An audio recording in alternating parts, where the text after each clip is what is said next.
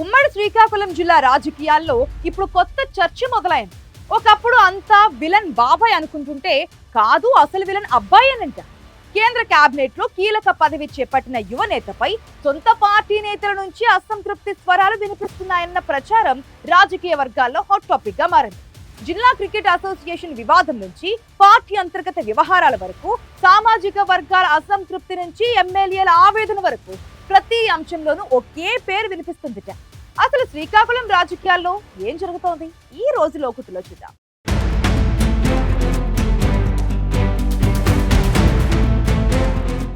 ఉమ్మడి శ్రీకాకుళం జిల్లా రాజకీయాల్లో గత 2024 సార్వత్రిక ఎన్నికలు ఒక చారిత్రాత్మక రికార్డును సృష్టించాయి.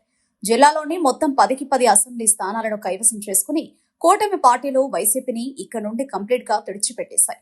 దానికి తోడు జిల్లా నుండి బాబాయ్ కింజరపు అచ్చెన్నాయుడుకి రాష్ట్ర కేబినెట్ లో అత్యంత పవర్ఫుల్ పోర్టుఫోలియో దక్కగా, అటు అబ్బాయి కింజరపు రామ్మోహన్ నాయుడుకి ఏకంగా కేంద్రంలో కేబినెట్ హోదా దక్కింది. దాంతో సిక్కుల అభివృద్ధి ఇక రాకెట్ స్పీడ్ తో పరుగులు పెడుతుందని, కొత్తగా గెలిచిన ఎమ్మెల్యేలందరికీ తిరుగుండదని కేడర్ భావించింది. కానీ కూటమి ప్రభుత్వం ఏర్పడి 2 ఏళ్లు గడుస్తున్న కొద్దీ క్షేత్రస్థాయిలో పరిస్థితులు ఊహించని విధంగా లేవని ఆవేదన సొంత తమ్ముళ్ల నుండే వ్యక్తమవుతోంది. జిల్లా రాజకీయాలపై, ఇక్కడి అడ్మినిస్ట్రేషన్ పై కేంద్ర మంత్రి రామ్మోహన్ నాయుడు మార్కు షాడో పెత్తనం దారుణంగా పెరిగిపోయిందనే విమర్శలు వస్తున్నాయి. జిల్లాలో ఏ చిన్న కమిటీ వేయాలన్నా, ఏ ప్రభుత్వ నిర్ణయం తీసుకోవాలన్నా చివరకు లోకల్ ఎమ్మెల్యేల ప్రమేయం లేకుండా ఢిల్లీ నుండి కేంద్ర మంత్రి అనుమతి ఇస్తేనే ఫైల్స్ కదులుతున్నాయనే ఆరోపణలు వస్తున్నాయి. దీనిపై కొందరు సిట్టింగ్ ఎమ్మెల్యేలు ఓపెన్ గా మాట్లాడలేక అమరావతి పెద్దల వద్ద లోలోపల తీవ్ర అసంతృప్తిని వెళ్లకక్కుతున్నారట.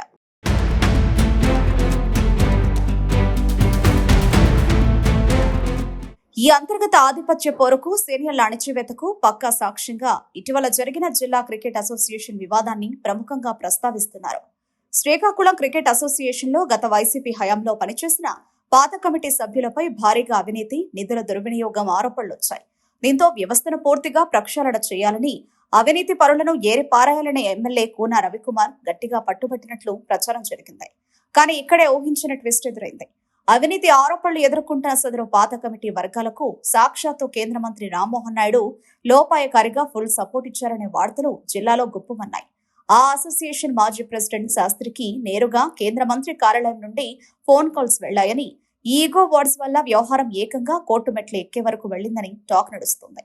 ఒక బాధ్యతాయుతమైన ఎమ్మెల్యే అవినీతిపై విచారణ జరగాలని కోరుతుంటే, కేంద్ర మంత్రి తన సొంత రాజకీయ వ్యూహాల కోసం, తన కోటరీ ప్రయోజనాల కోసం పాత కమిటీని వెనకేసుకురావడం ఏ రకమైన న్యాయమని కూన రవి వర్గీయులు అంతర్గత సమావేశాల్లో తీవ్రంగా ప్రశ్నిస్తున్నారు.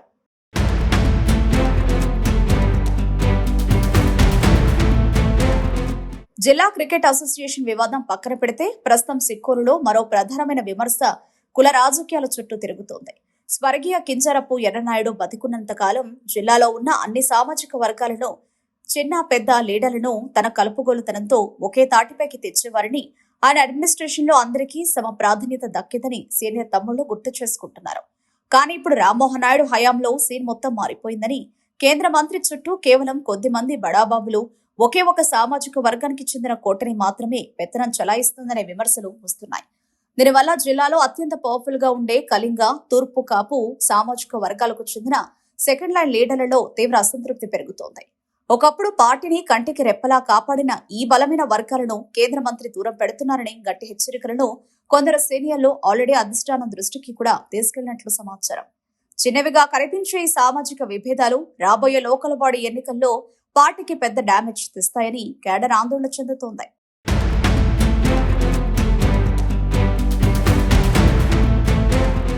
ఇవన్నీ ఒకెత్తైతే, ప్రత్యర్థి వైసీపీకి చెందిన సీనియర్ మోస్ట్ లీడర్లు మాజీ మంత్రులైన ధర్మాన ప్రసాదరావు, ధర్మాన కృష్ణదాసులతో కేంద్ర మంత్రి రామ్మోహన్ నాయుడు నడుపుతున్న సత్సంబంధాల రాజకీయం ఇప్పుడు జిల్లా తమ్ముళ్లకు అస్సలు మింగుడుపడ్డం లేదు. వైసీపీ హయాంలో ఈ ధర్మాన బ్రదర్స్ వేధింపులకు గురై పోలీస్ కేసులు ఎదుర్కొన్న సామాన్య టీడీపీ కార్యకర్తలు ఇప్పుడు తమ నయా బాస్ రామ్మోహన్ నాయుడు నేరుగా అదే ధర్మాన ఫ్యామిలీతో క్లోజ్ గా మూవ్ అవ్వడాన్ని అస్సలు జీర్ణించుకోలేకపోతున్నారు.